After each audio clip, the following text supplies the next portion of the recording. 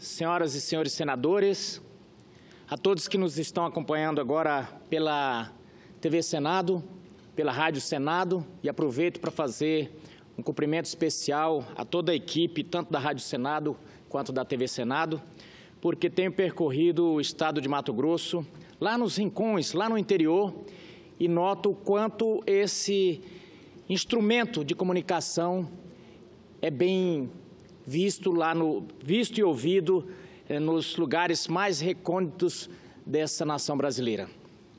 Senhor presidente, no último domingo tivemos novamente a população brasileira indo às ruas. Eu vi um certo ar de comemoração por parte dos simpatizantes do governo que saiu, comemorando porque diz que foi um fracasso as manifestações.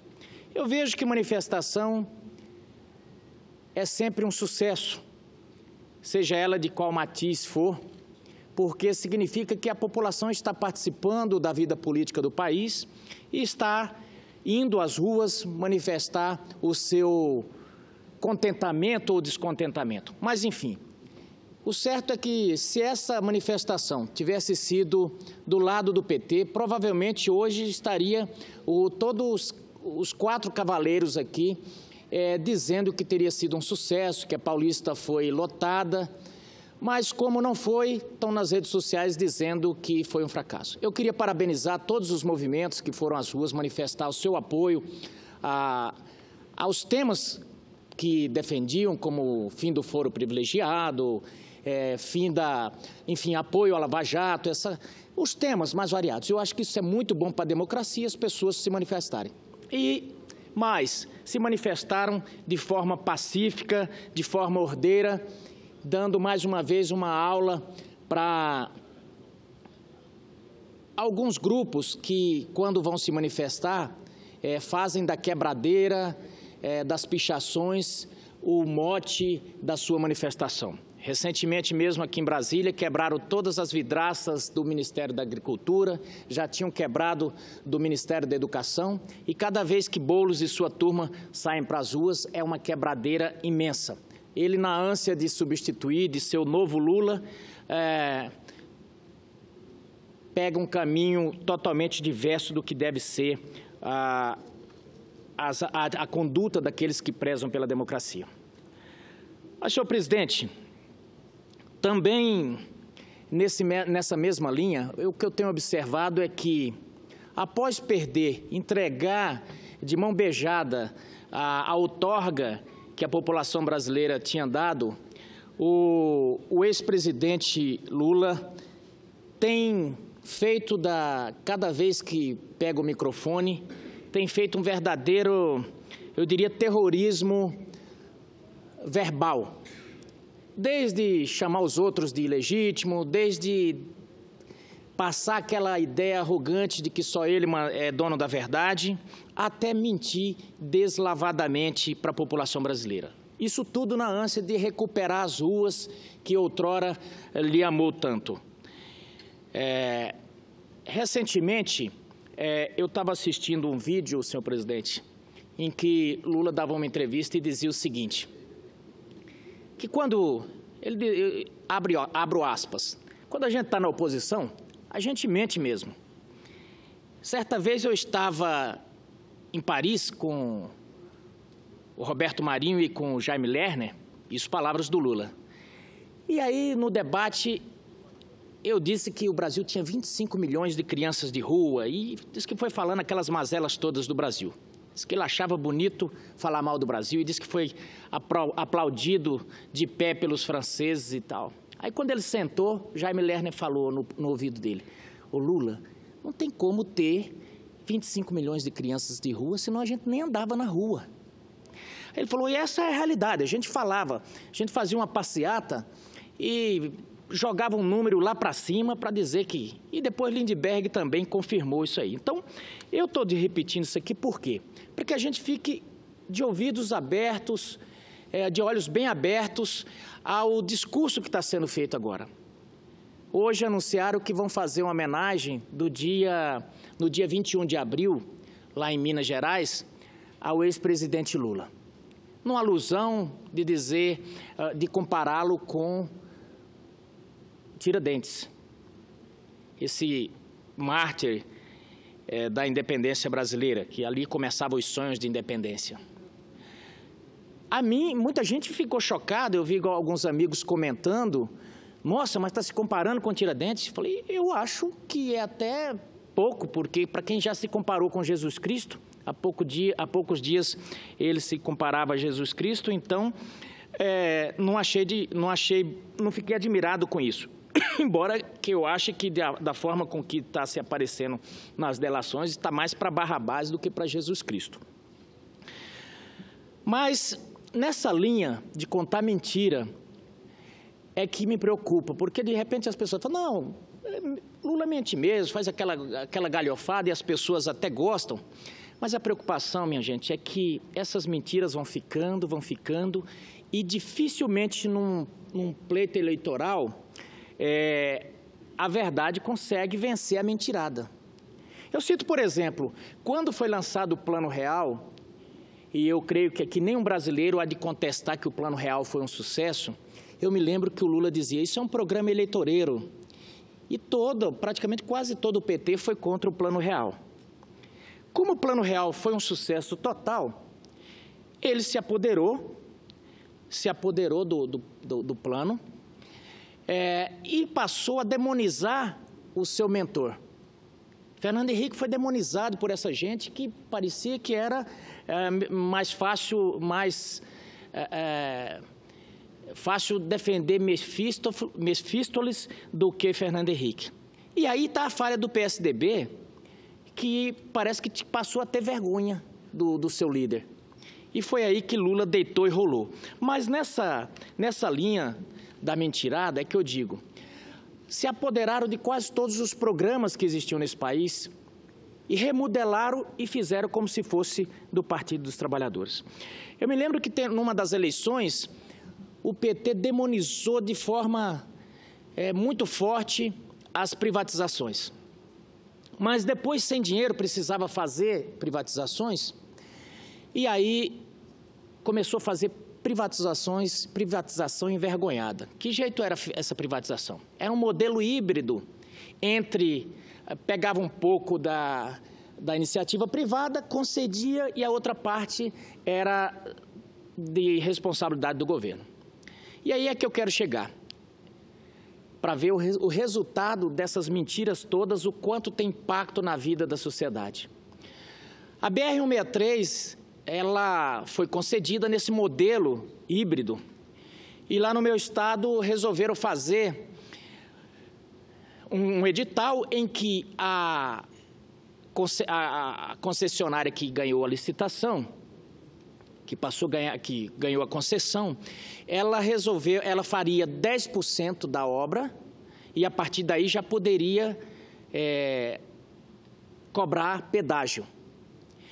E a outra parte dessa duplicação, dessa nova rodovia, seria feita pelo DENIT. Obviamente que o restante ia ser continuado pela concessionária. E aí o que aconteceu? A concessionária fez sua parte, 10%, e a parte do DENIT não foi feita. Até hoje se arrasta. Isso bem antes da Copa, já há bastante tempo. O certo é que os matogrossenses hoje pagam pedágio e não tem a rodovia duplicada. E para complicar, quando veio a Operação Lava Jato, que a Norberto Odebrecht entrou como protagonista desse escândalo, o BNDES trancou os financiamentos e o restante da obra lá em Mato Grosso está praticamente parado e ninguém sabe se vai sair ou não. E aqui faço um parêntese para que o governo brasileiro, a Casa Civil, possa chamar às falas o BNDES. BNDES não é banco de entesouramento, é Banco de Fomento e Desenvolvimento. E o Estado de Mato Grosso nada tem a ver com a confusão de gente safada que fez corrupção, que se embrenhou em lamaçal. O Estado de Mato Grosso quer e precisa da rodovia BR-163 duplicada. Mas, continuando, senhor presidente, Esse foi o modelo, chamado modelo híbrido, que eles não chamavam de privatização, dava outro nome, um apelido bonito para não dizer, não, nós não estamos fazendo privatização. Na verdade, era privatização. Acontece que deu errado. E aí o Brasil nem teve o retorno do serviço e ficou sem a obra tão necessária. Esse modelo, essa retórica de passar simplesmente a ideia de que o mundo é perfeito, que o PT é dono da verdade, que a verdade está com esse grupo que defende essas ideias, tem prejudicado muito o Brasil. Tem prejudicado até nas relações onde tentam dividir homem contra mulher, branco contra não branco, índio contra não índio. É a divisão do nós e eles para poder dividir para governar. Isso tem causado um tremendo risco à democracia brasileira. E por que eu digo isso? Digo sem medo de errar. Porque, na verdade, não se sustenta na realidade, na verdade, e vai causando uma divisão, um ódio, a ponto das pessoas não aguentarem mais. Porque, para quem está nos ouvindo, eu vou dizer um pouco do roteiro como é isso. Quando sobe um parlamentar aqui que defende essas ideias, ele faz uma cara de indignado e fala com toda a força dos pulmões. Na verdade, é tudo fake. Para dizer que está indignado, que a pobreza, que os pobres estão sendo arrebentados, que a classe trabalhadora está sendo seus direitos precarizados. Tudo fake, minha gente. Tudo fake, sabe por quê? Tudo falsidade, fingimento, dissimulação. Sabe por quê? Porque passaram 13 anos. Passaram 13 anos e você não via essa preocupação. Eu fui sindicalista na época que essa turma estava aí. Não tinha a menor vontade, aliás, corria da classe trabalhadora.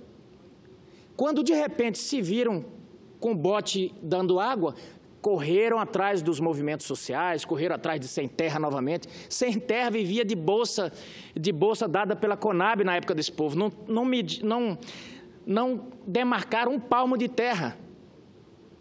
No apagar das luzes, fizeram ali do Palácio do Planalto como se fosse uma sede sindical, encheram de panfleto, encheram de sem terra, porque era o que lhes restava.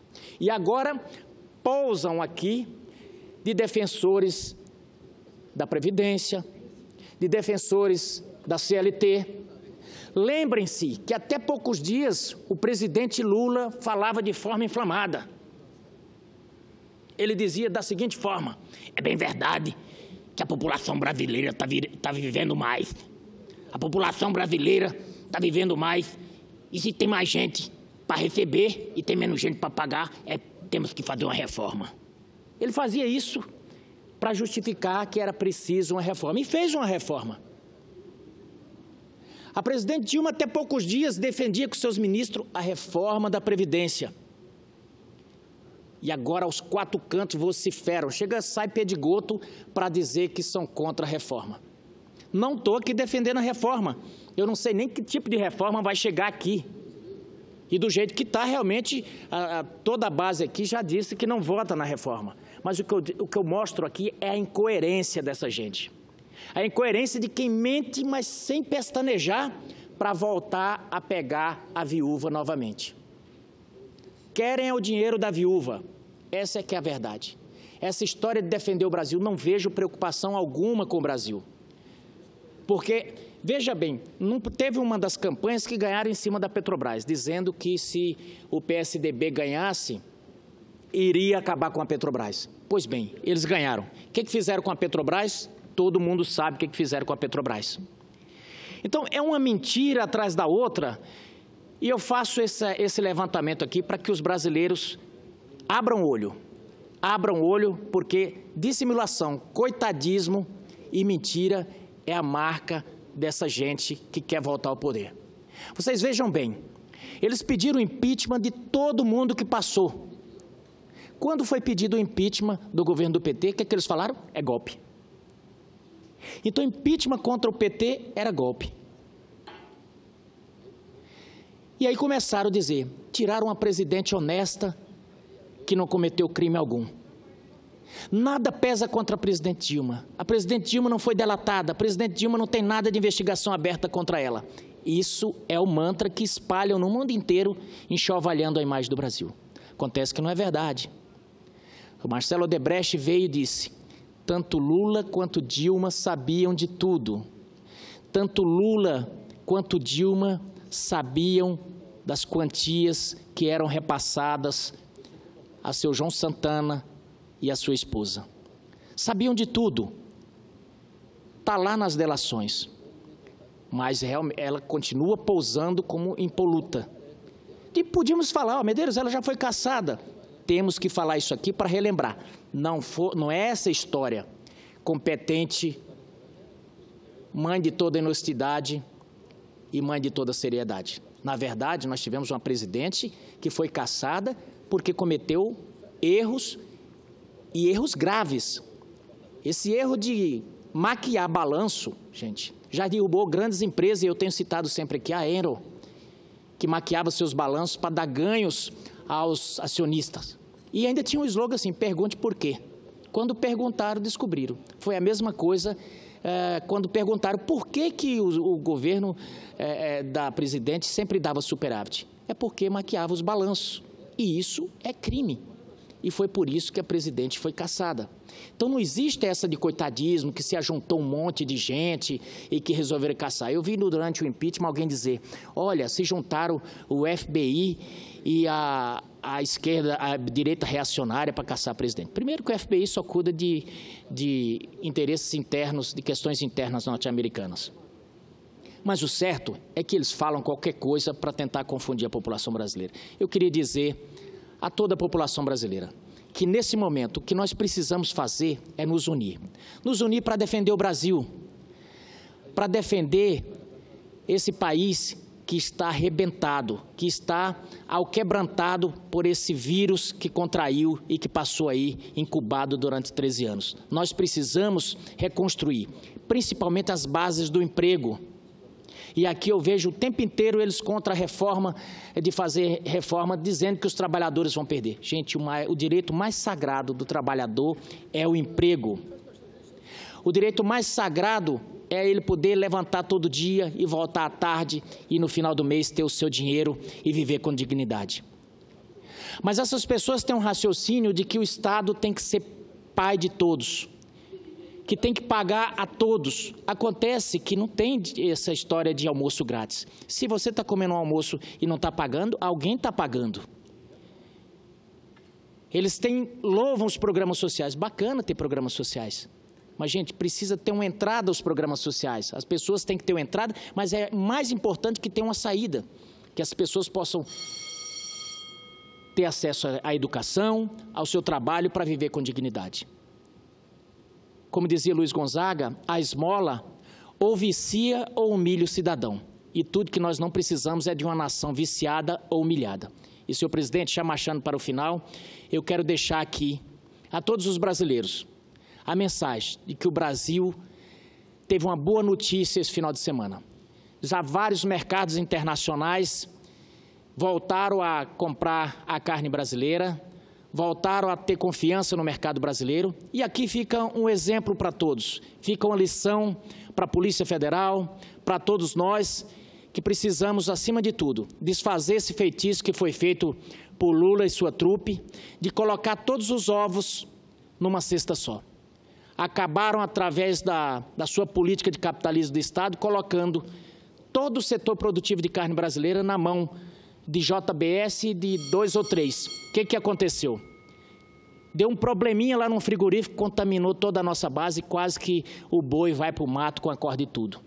E é nesse momento, a gente acaba de receber essa notícia alvissareira de que a China e outros países já estão voltando a comprar carne brasileira. Quero parabenizar aqui o presidente Michel Temer e parabenizar a equipe do MAPA, na pessoa do ministro Blairo Maggi, que agiu rápido e de forma competente mostrou transparência nesse problema todo que tivemos. Eu não tenho dúvida que Mato Grosso tem orgulho do seu ministro e já estamos aí até colocando o nome dele lá, senador Thierry, como um possível presidenciável, viu? Eu notei que também já tem outros aí que estão incomodados, até começaram a atacá-lo já, mas fica de parabéns o ministro Blairo Maggi. Um abraço.